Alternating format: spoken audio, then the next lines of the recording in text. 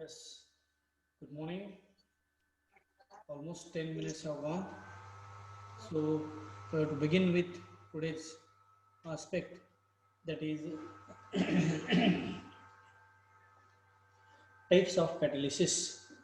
But before switch over to types of catalysis, I would like to recall some points of interest from the part that we have already covered in the last week. We have covered the definition of catalysis, that any substance which enhances, influences, or alters or increases the speed of a chemical reaction is known as the catalyst, and the phenomenon which involves the use of these substances is known as the catalysis. So, catalysis is a phenomenon and catalyst is a substance because of which the mere presence of this substance, the reaction is brought about. Now, the catalyst may be in solid state or in liquid state or in gaseous state. These catalytic reactions are classified into two classes. The first class that we have already studied is known as the homogeneous type of catalysis, and second is a heterogeneous catalysis. While studying the homogeneous type of catalytic reactions, we have seen that when the reactants and the catalysts both are in the same state of matter or both are in the same phase. For example, if the reactants are in solid state, catalyst must be in solid state. If reactants are in liquid state, the catalyst must be also in the same state, that is in liquid state. Or if the reactants are in gaseous state, the catalyst must be in gaseous state. So all such reactions where the reactants and the catalysts both are dispersed as a homogeneous phase, or the reactants and the catalysts both are in the same state of matter, all such reactions are known as the homogeneous type of catalytic reactions. Secondly, we have studied the heterogeneous type of catalytic reactions where the reactants and the catalyst both are in two different states of matter. For example, the reactants are in, if at all, in solid state, the catalyst is in some different state, that means it may be either in liquid or in gaseous state, or the reverse is also true. If the reactants are in liquid state, the catalyst must be in gaseous state. So, two different states of matter comprise different phases or different states of matter. Hence, all such reactions where the catalyst and the reactants both are in two different states of matter, these reactions are known as heterogeneous type of catalytic reactions. In this regard, we have seen some examples also which are very easy to understand. So, for the proper understanding of the concepts, I have given you the simplest possible reactions. Now, today we are going to proceed further, that as we know, the catalyst may be either in solid state, liquid state, or in gaseous state. All these catalysts are classified into two different states of matter, that is a homogeneous and heterogeneous type of catalytic reactions. All homogeneous and heterogeneous catalytic reactions are further classified into 6 different types. You should remember that there is a much more difference in the classification of catalytic reaction and the types of catalytic reaction. If you are asked to write the classification of catalytic reactions, then this sentence means that we have to write the explanation for homogeneous and heterogeneous type of catalytic reaction. We have studied that the concept of catalysis was put forward by J. Berzelius in the year 1835. So, first of all, the concept of catalysis was coined by the scientist J.J. Berzelius in the year 1835. You should remember, whenever the reference of catalyst or catalysis that comes, you should remember the name of the scientist as J.J. Berzelius, because so many times in multiple choice questions, the question has been asked that this scientist has put forward the concept of catalysis.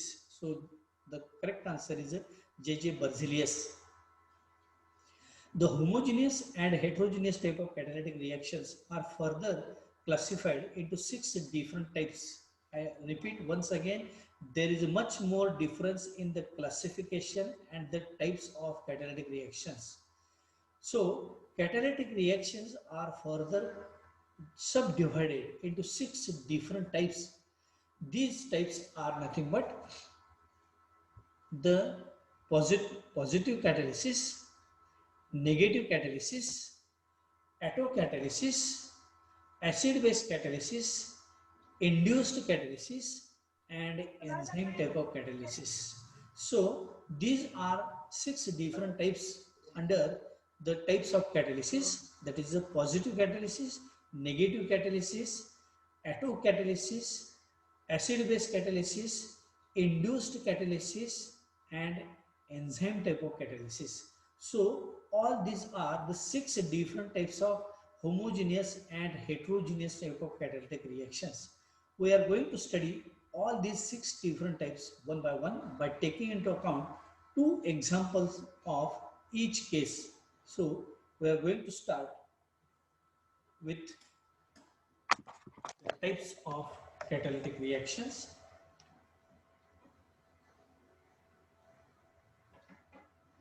Now, under the types of catalytic reactions, as we know, these are further classified into 6 different types of positive catalysis. The second type is the negative catalysis. Then the third type is known as the autocatalysis. The fourth type is known as acid-base catalysis. Then the fifth type is the enzyme catalysis. And the last type is known as the induced type of catalysis. So all homogeneous and heterogeneous type of catalytic reactions are further classified into these 6 different types. We shall study one by one. First of all, if we look at the first type, that is known as a positive catalysis, the word itself suggests that this is definitely a type of catalysis where the rate or the velocity of a reaction or the speed of a reaction or speed of a forward reaction that is increased. So when a particular catalyst that increases the velocity or the speed of a reaction, such substance is known as a positive catalyst, and the phenomenon is known as a positive catalysis. In this regard, if we look at the first reaction, where the positive catalyst that plays a very important role. Again, consider the reaction that we have already studied. This is a mere oxidation of sulfur dioxide into sulfur trioxide. In this case, either platinum or vanadium pentoxide may be used as a catalyst. Our aim is to increase the speed of a reaction, or our aim is to increase the velocity of a reaction. In this case, as our aim is to increase the speed of a reaction or the velocity of a reaction, then we have to use or we have to add certain substances which increases the rate of reaction or the speed of a reaction.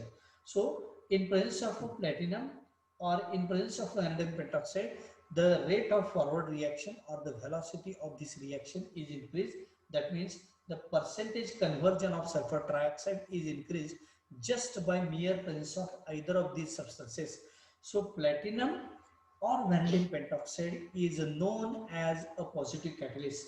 So here in this case, platinum or vanadium pentoxide is regarded as a positive catalyst, because of which the rate of reaction is increased. And this particular reaction, as it involves the use of platinum or vanadium pentoxide to increase the rate of reaction, hence this reaction is known as a positive catalysis. So positive catalyst is a substance that increases the rate of reaction, and the phenomenon in which this substance that is used is known as a positive catalysis. Another example may also be given with regard to a positive catalysis, that KClO3, this is known as the potassium chlorate. From potassium chlorate, the decomposition of potassium chlorate can be obtained, can be carried out, and the products thus obtained are twice KCl plus thrice O2. Our aim is to obtain maximum percent conversion of oxygen from the given amount of potassium chlorate. Here, this potassium chlorate, when it is merely heated, it will give the product as KCl plus oxygen, but the percentage conversion is very less. In order to increase the velocity, or in order to increase the speed of a reaction, that means indirectly we are increasing the percentage conversion of the product, and hence we have to use certain substances from outside. In this case, manganese dioxide is used as a best suitable catalyst, and if in presence of this potassium chlorate, in presence of this potassium chlorate and manganese dioxide, if it is heated, then we are getting maximum percentage conversion of oxygen from the given amount of potassium chlorate. So here manganese dioxide can be regarded as a positive catalyst, and this phenomenon is known as a positive catalysis.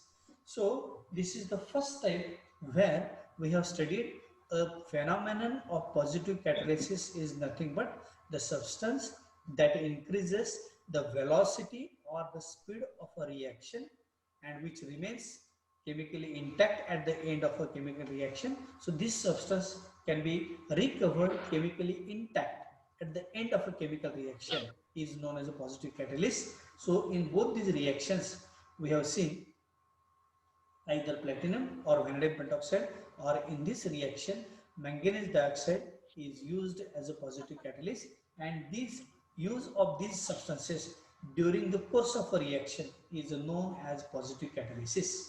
So this is all about the positive catalysis. Then the second type is known as the negative catalysis.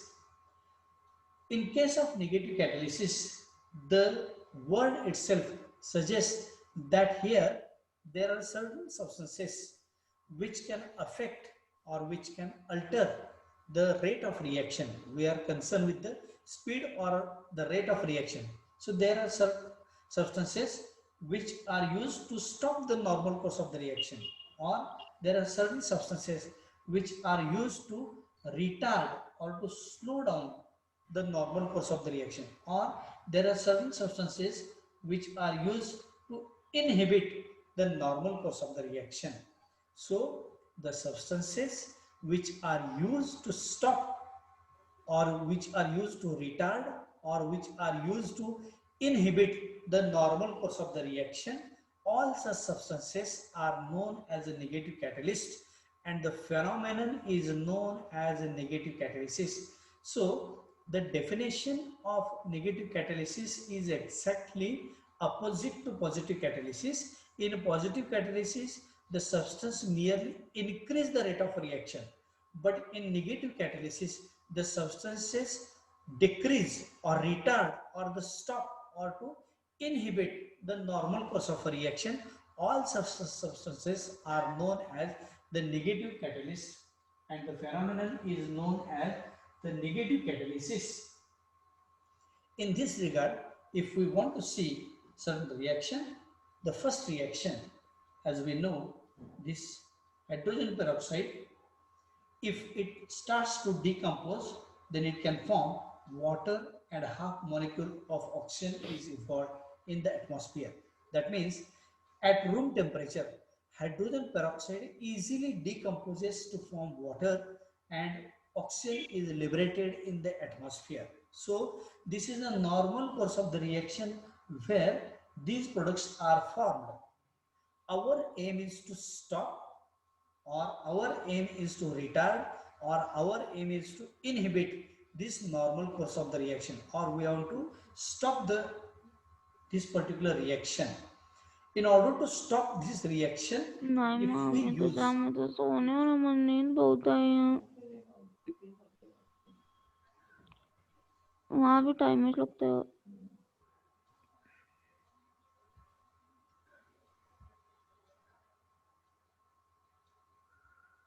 now there are certain substances which play a negative role. For example, if we add a drop of glycerin, or if we add a drop of sulfuric acid to the solution containing hydrogen peroxide, then the normal course of the reaction is retarded, or the normal course of this reaction is stopped, or normal course of the reaction is inhibited. That means here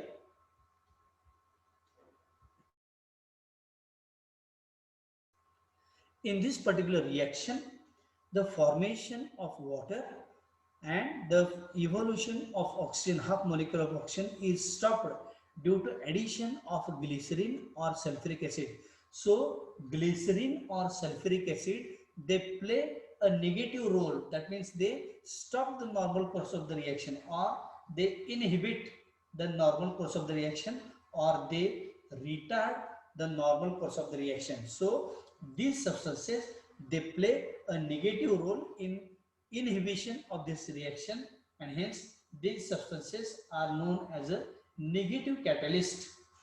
So normally we write these substances at the top of this arrow, but in this case one should not write the glycerin, a drop of glycerin or a drop of sulfuric acid above the arrow.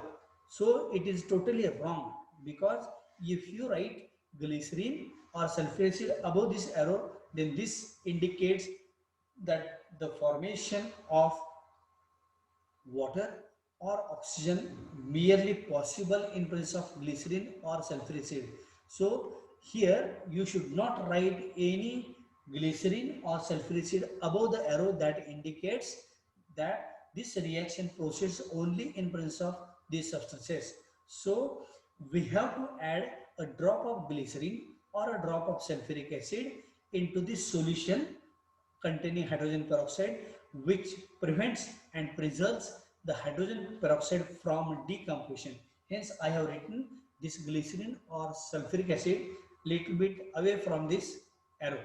So here, this particular reaction indicates that this reaction is a negative catalytic reaction, where glycerin or sulfuric acid play a negative role of stopping or inhibition or retarding the normal course of the reaction. Second reaction may also be given as we know, CHCl3 is nothing but this is a chloroform.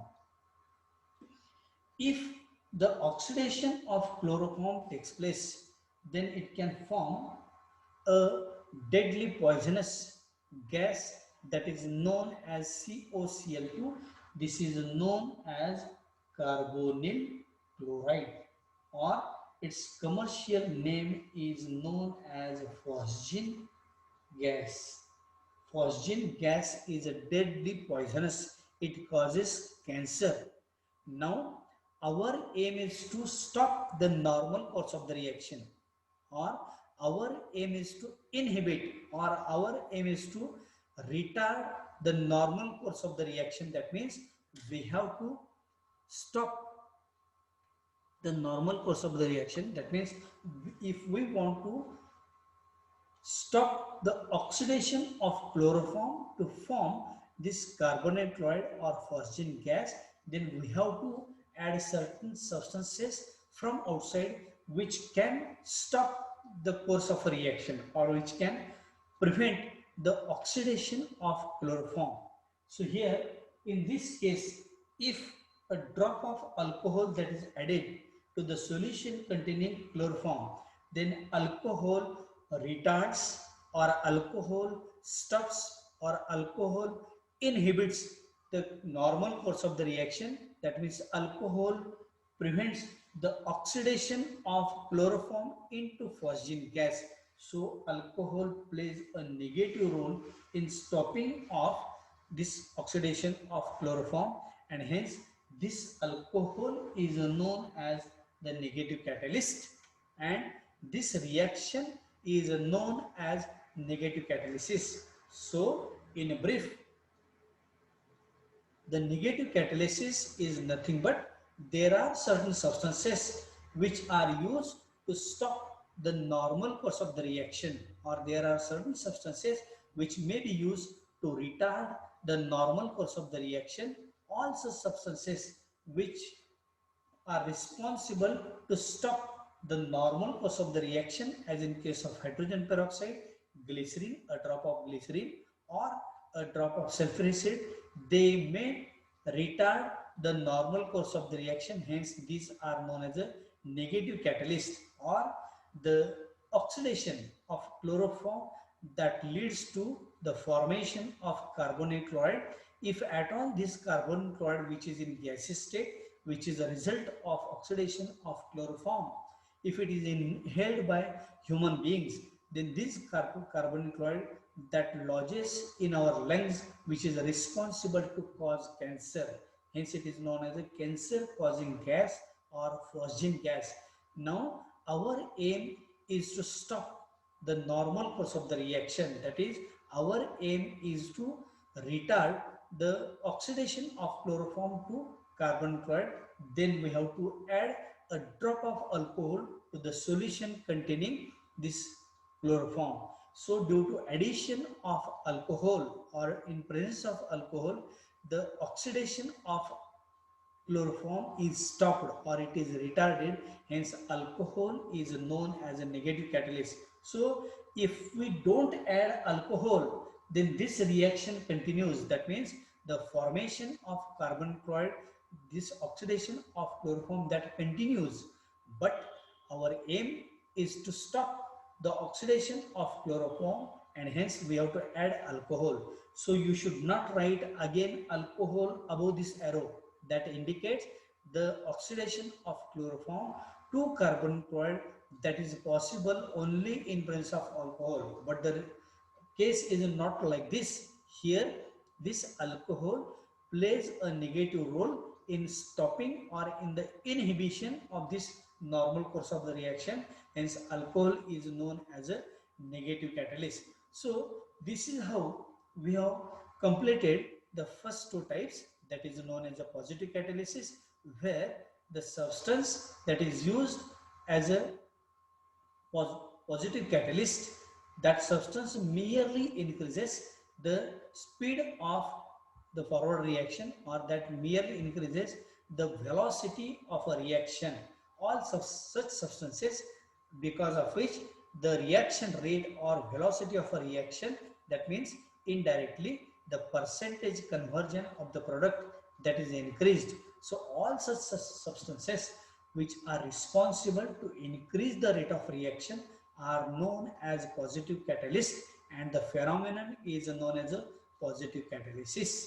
So these are the two representative reactions of the oxidation of sulfur dioxide into sulfur trioxide and the decomposition of potassium chlorate into KCl and oxygen. So this is a method of preparation of oxygen. Here in both these cases, the substances those are used to increase the rate of reaction, they can play a positive role. In absence of these substances, the reaction no doubt that proceeds further, but the percentage conversion of the end product that is very very less, or the percentage conversion is negligible. Hence these substances, they are responsible to increase the rate of reaction. Hence the reaction is known as the positive catalysis. And just now we have seen the negative catalysis, where these substances which when added during the course of a reaction, they play a negative role. So because of the addition of the substance, or because in presence of these substances, the normal course of the reaction is stopped, or the normal course of the reaction is inhibited, or the normal course of the reaction is retarded. So in stopping of the normal course of the reaction, certain substances are used which play definitely a negative role, and hence these substances are known as the negative catalyst. And the phenomenon which involves, or the reaction which involves the use of all such substances in retarding the normal course of the reaction is known as the negative catalysis. So here it is showing that I am having a very short period of time. So again, after 2 minutes, you have to rejoin this Zoom meeting. So we will continue with the remaining 4 types. But I would like to mention one instruction for you, that today Disha Patil and one more person, that is Praveen Nishikant Patil, they have to deliver the seminar during the second our Zoom meeting. I will complete first of all the remaining 4 types, and after the completion of these remaining 4 types, we shall begin with the seminars which were scheduled on Saturday, but due to some unavoidable circumstances, I have to postpone these 2 seminars. So these 2 students, they have to deliver the seminars after completion of my seminar, my lecture. So I'm going to end up this meeting. You have to rejoin after 2 minutes the same Zoom meeting. So I'm going to stop here.